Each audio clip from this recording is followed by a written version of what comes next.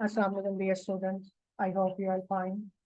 तो dear students, आज की इस वीडियो में हम इंटरमीडिएट फिजिक्स पार्ट 2 के chapter number 19 dawn of modern physics के एमसीक्यूज को डिस्कस करेंगे। तो स्टूडेंट्स, आइए आज का हम लेक्चर स्टार्ट करते हैं। तो आज का हमारा पहला एमसीक्यूज है the Einstein mass energy relationship is, कि आइंस्टाइन का मैस एनर्जी रिलेशनशिप जो है उसका फार्मूला क्या होगा। तो स्टूडेंट्स, हम जानते हैं कि E is equal to M C square. This is the correct relation for Einstein mass and energy relation. ठीक है। Next MCQs, when an electron combined with the positron we get, कहता है कि जब इलेक्ट्रॉन कंबाइन होता है एक positron के साथ तो हमें क्या मिलता है, एक फोटोन, दो फोटॉन्स, थ्री फोटॉन्स और फोर फोटॉन्स। तो स्टूडेंट्स, जैसा कि हम जानते हैं कि इलेक्ट्रॉन जब पॉजिट्रॉन से कंबाइन होता है तो इसके नतीजे में आपके पास दो फोटॉन्स मिलते हैं। ठीक है।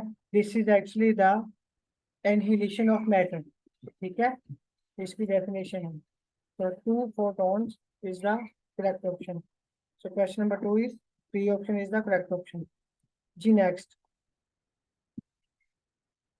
Production of X rays can be regarded as the reverse phenomena of, कहता है कि एक्सरे प्रोडक्शन जो है इसका रिवर्स फिनोमिना क्या है, यानी कि ये किसके रिवर्स फिनोमिना पे ये बेस है।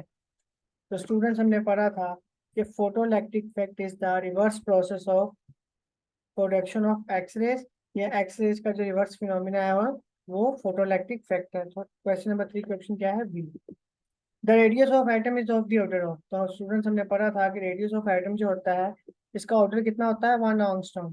1 angstrom mean 10⁻⁻10 metre. So four की ट्रू ऑप्शन क्या है, बी। जी नेक्स्ट एमसीक्यू,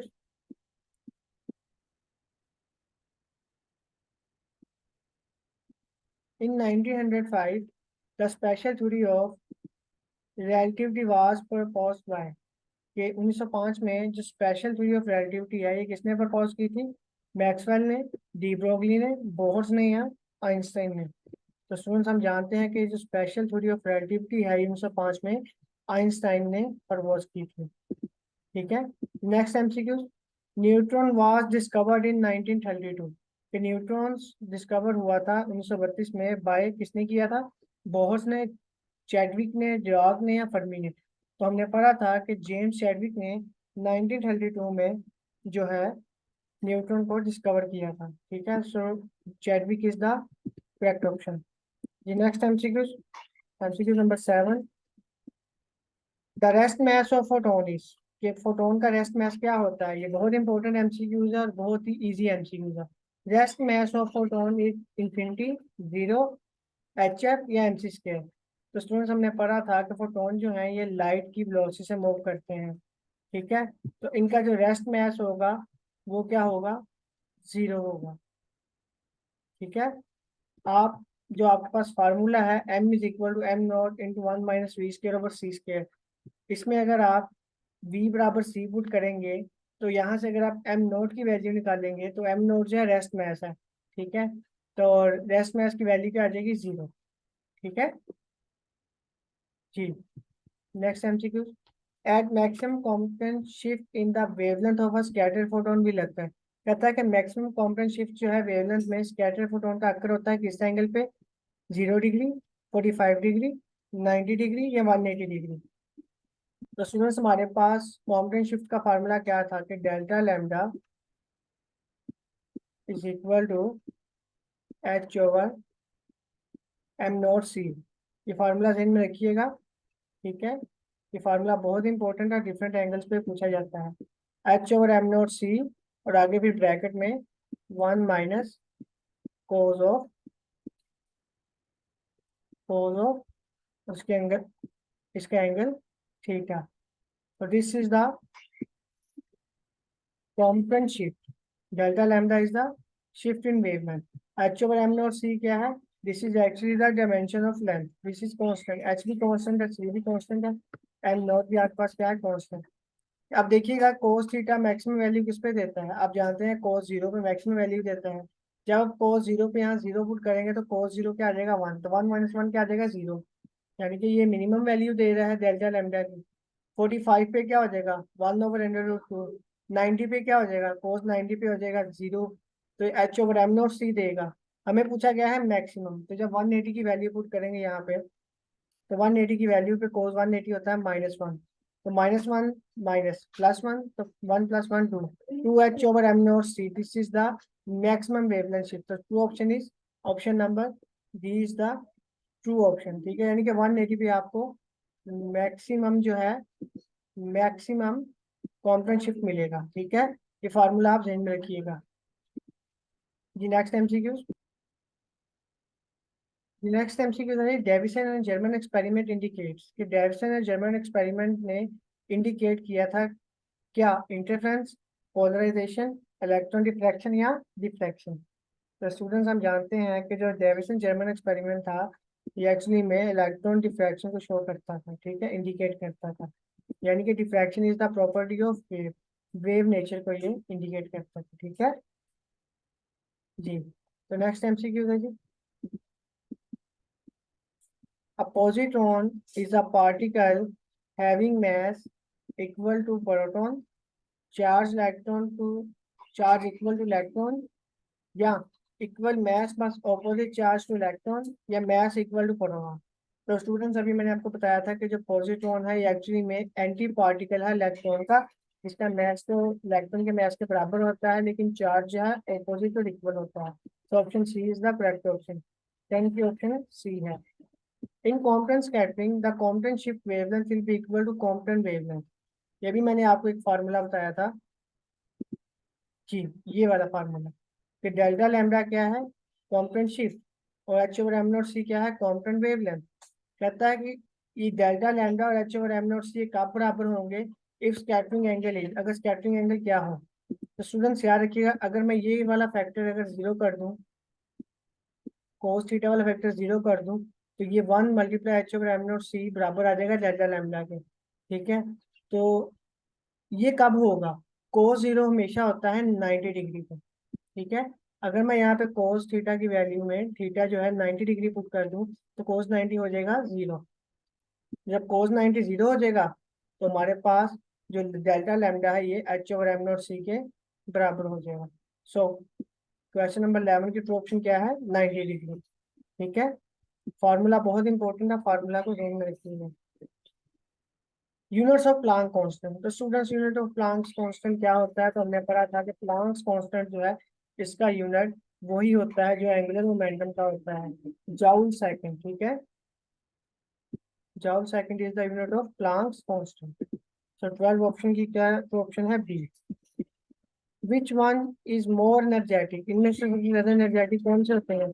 हमने पढ़ा था गैमा रेज। गैमा रेज की एनर्जी बहुत ज्यादा होती है, इनकी अगर एनर्जी ज्यादा है तो इनकी फ्रिक्वेंसी भी ज्यादा होगी, और उनकी वेवलेंथ जो क्या होगी वो मिनिमम होगी, क्योंकि एनर्जी और फ्रिक्वेंसी डायरेक्टली रिलेशन है, और वेवलेंथ जो है वो फ्रिक्वेंसी के इनवर्स रिलेशन है। ठीक है, ये रिलेशन आप याद रखिए जी। The amount of energy radiated per unit area of the cavity radiator per unit time. Energy radiated जो है ये per unit time per unit area इसके प्रोपोर्शनल होगी। So the total amount of energy radiated per unit orifice area of cavity radiator per unit time is directly proportional to T⁴। This is the Stefan Boltzmann law. ठीक है, और आपने Stefan Boltzmann law की equation पढ़ी थी, is equal to, this is the energy radiated per unit time per unit area is equal to sigma T⁴। Sigma क्या है यहाँ पे स्टीफन कांस्टेंट। ठीक है जी, this is E energy radiated per unit area per unit time, and this is proportional to T⁴। so this is a Stephen Boltzmann law। ठीक है, so option D is the correct option। the next MCQ, Planck's constant has the same unit of, अभी मैंने आपको बताया था angular momentum के same unit होता है। Photoelectric effect was explain by, photoelectric effect को किसने एक्सप्लेन किया था। तो स्टूडेंट्स याद रखिएगा, फोटोइलेक्ट्रिक इफेक्ट को सबसे पहले जो है और जिसने एक्सप्लेन किया था वो था आइंस्टाइन।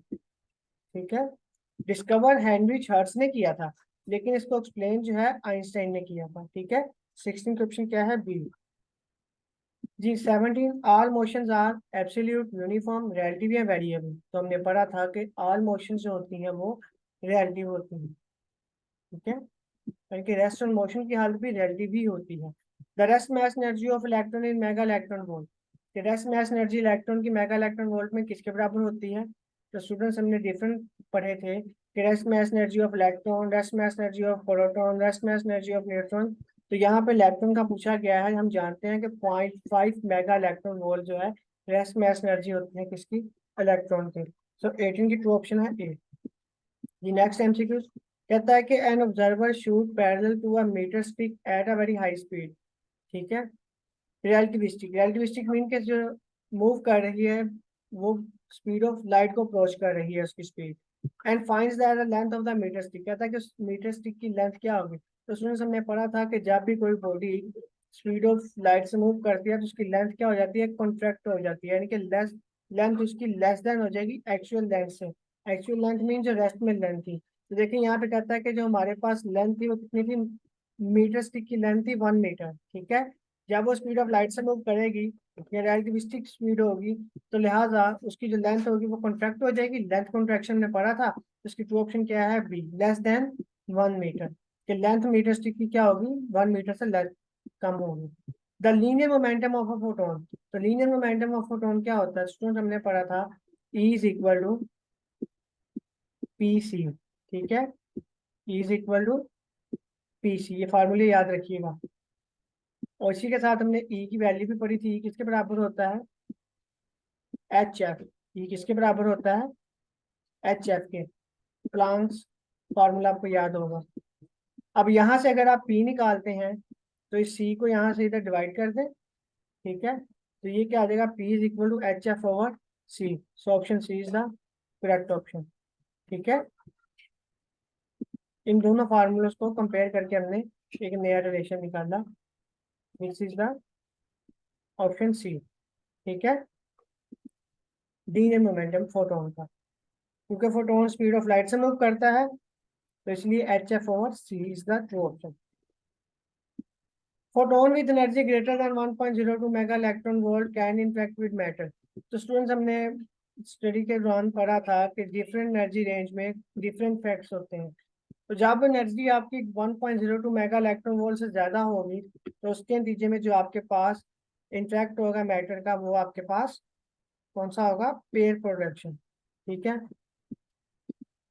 क्लियर है जी। Next MCQ, stopping potential for a metal surface in the case of photoelectric emission depends on number one, threshold frequency for the metal surface, intensity of incident light, frequency of incident light, and the work function of metal surface, and none of these.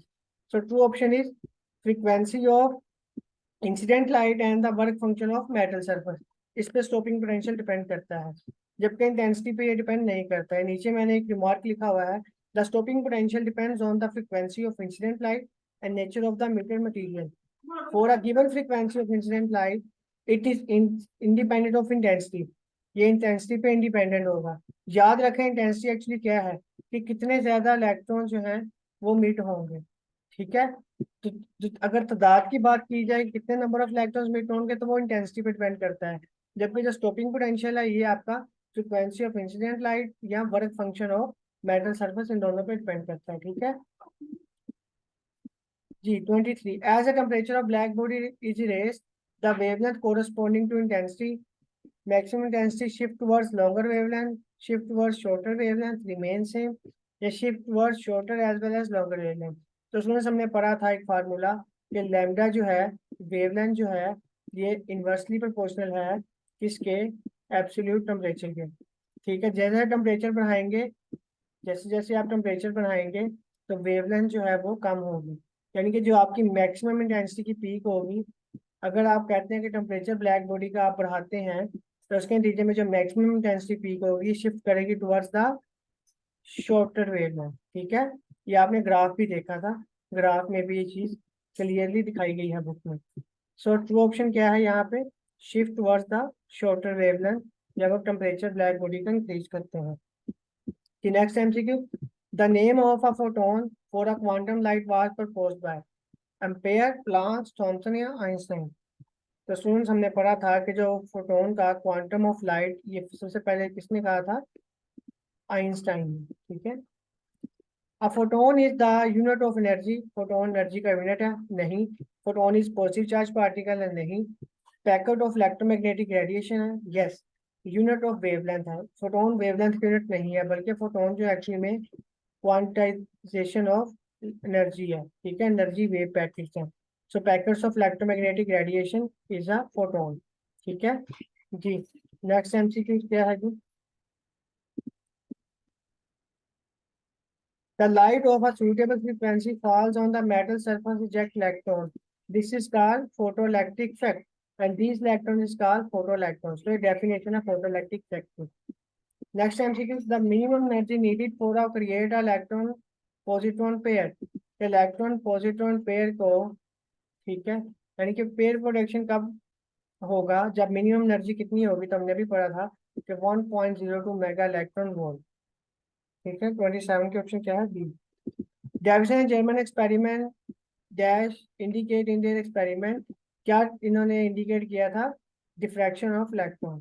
So electron diffraction is the true option. 28 की true option क्या है? D. In Davisson German experiment the diffracted proton from the crystal shows the wave property, क्योंकि diffraction जो है ये wave property है।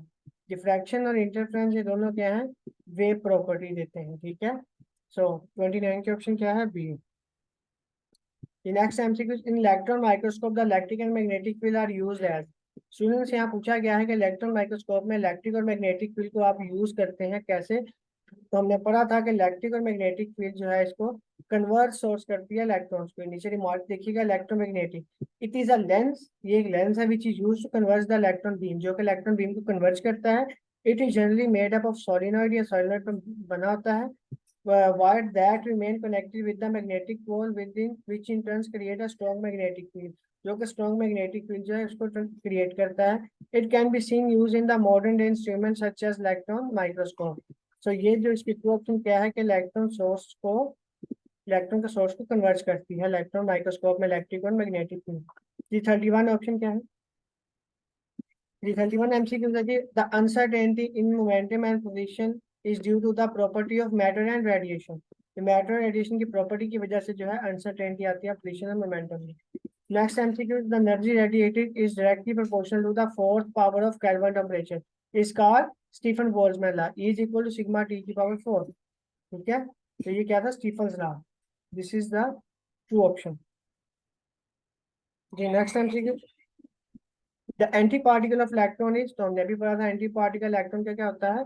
Positron, जिसका मास तो इलेक्ट्रॉन के मास के बराबर होता है और चार्ज भी बराबर होता है, लेकिन ऑपोजिटिंग साइन होता है। The reverse process of pair production, pair production का रिवर्स प्रोसेस क्या है? लेकिन पेयर प्रोडक्शन में आपके पास गैमा रेडिएशन से इलेक्ट्रॉन और पॉजिट्रॉन बनते हैं, दिस इज पेयर प्रोडक्शन। जबकि इसका रिवर्स प्रोसेस क्या है कि इलेक्ट्रॉन और प्रोटॉन कंबाइन हो और आपके पास गैमा फोटॉन्स में। तो हमने सेकंड एमसीक्यू पढ़ा था कि इलेक्ट्रॉन और पॉजिट्रॉन जब कंबाइन होते हैं तो इसके नतीजे में दो फोटॉन्स मिलते हैं। So this is the annihilation of matter. कि पेयर प्रोडक्शन का रिवर्स प्रोसेस क्या है? एनहिलेशन, और एनहिलेशन का रिवर्स प्रोसेस क्या है? Pair production. ठीक है, दोनों एक दूसरे के एंटी हैं।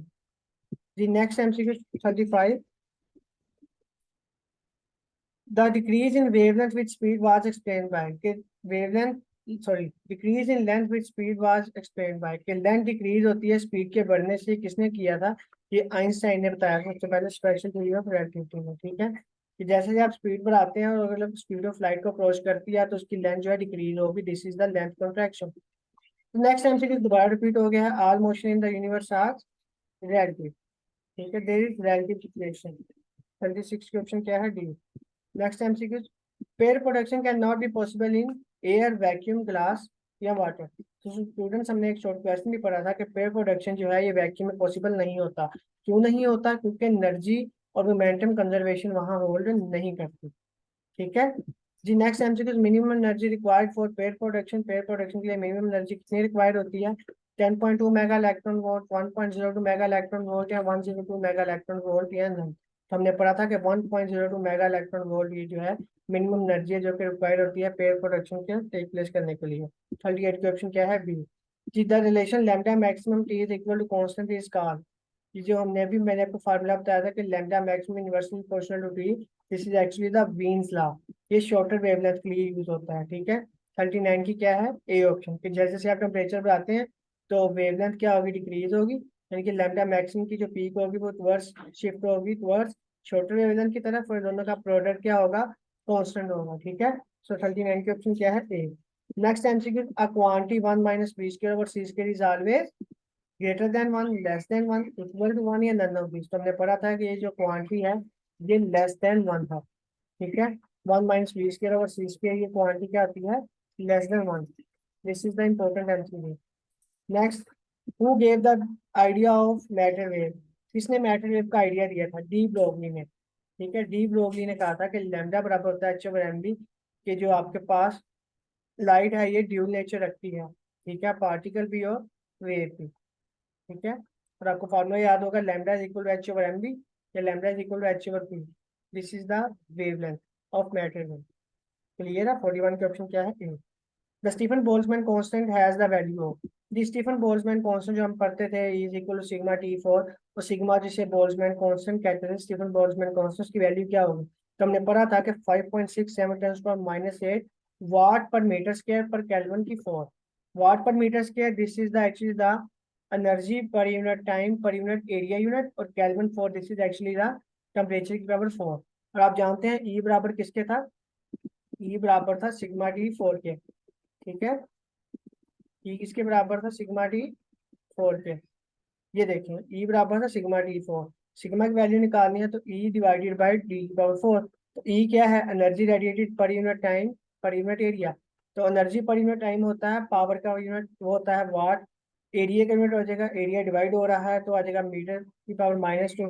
टेम्परेचर यहाँ से इधर एनर्जी के से डिवाइड हो रहा है तो आ जाएगी केल्विन की पावर -4, ठीक है। So two option is D. The energy of photons of radio waves is only about of energy जो होगी फोटोन की रेडियो वेव्स के लिए, इसका ऑर्डर कितना होगा। तो इसको आप lambda is equal to H over M B के फार्मूले से निकाल सकते हैं, जो के बाद में आपके पास एनर्जी की वैल्यू आएगी E बराबर पी सी से, उसको आप जाउल में आएगी तो उसको आप इलेक्ट्रॉन वोल्ट में कन्वर्ट करेंगे तो आपके पास जो ऑर्डर आएगा वो आएगा 10⁻⁻10 volt electron volt. Is true option, option C is the true option. Next MCQ 44। The idea of quantization of energy was proposed by Max Planck. Max Planck ने ये आइडिया दिया था, ठीक है। To option is B. 44 की to option क्या है, B. जी, तो नेक्स्ट एमसीक्यू पे चलते हैं।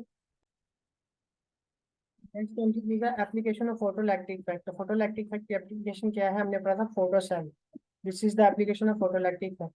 द नेक्स्ट एमसीक्यू है, in competent fact the laws are conserve. कौन कौन से लॉज कंजर्व होते हैं, हमने पढ़ा था कि law of conservation of energy भी होता है, law of conservation of momentum भी होता है। So both is the true option in the competent effect. The next MCQ, the equation of pair production is, pair production की equation क्या होती है। तो स्टूडेंट्स हमने पढ़ा था कि पेयर प्रोडक्शन की इक्वेशन होगी E is equal to H F, H F is the energy 2m0 square C square plus kinetic energy of electron plus kinetic energy of positron. So option C is the correct option. Sorry, 47 की B option है, क्योंकि ये m0 square C square आया हुआ है, ठीक है, जबकि हमने पढ़ा था E is equal to M C square. So m0 C square is the true option. So option B is the true option. Which of the following has the same dimension as h over m naught c? तो मैंने आपको बताया था कि h over m naught c की जो dimension होती है ये एक्चुअली वेवलेंथ की डिमेंशन होती है, और वेवलेंथ की डिमेंशन कौन सी होती है, लेंथ की डिमेंशन होती है। तो 48 की ऑप्शन क्या है, A. Photon has, photon A has twice the energy of photon B, ठीक है। कि फोटोन ए की जो है पी ए की एनर्जी जो है पी बी की एनर्जी से 2 टाइम है। तो कहता है कि मोमेंटम रेशो क्या होगी ए की बी से। तो हमने पढ़ा था E is equal to P C, photon की एनर्जी मोमेंटम रिलेशन क्या था, E is equal to P C, यानी कि E और P का रिलेशन क्या है, लीनियर रिलेशन है, डायरेक्ट रिलेशन है। अगर पी ए जो है 2 होगा तो E ए भी क्या होगा 2, ठीक है। अगर पी बी होगा 1 तो ई बी क्या होगा 1, यानी कि लीनियर रिलेशन है। ए क्या था 2, बी क्या था 1, क्या फोटोन का एनर्जी रिलेशन, यानी कि 2:1। और इसी तरह जो मोमेंटम रिलेशन होगा वो भी इसका 2:1 ही होगा। सो टू ऑप्शन इज 49 की टू ऑप्शन क्या है, बी। जी next MCQ, electron is the anti particle of, हमने पढ़ा था कि इलेक्ट्रॉन जो है एंटी पार्टिकल है किसका, पोजिट्रॉन का। सो सी इज द करेक्ट ऑप्शन। तो स्टूडेंट्स, आज की इस लेक्चर में हमने इंटरमीडिएट फिजिक्स पार्ट 2 के chapter number 19 down of modern physics के 50 एमसीक्यूज को सॉल्व किया। अगर किसी किस्म का क्वेश्चन या क्यूरी हो तो कमेंट सेक्शन में जरूर पूछिएगा। चैनल को लाइक और सब्सक्राइब कीजिएगा। अपना ख्याल रखिएगा। अल्लाह हाफिज़।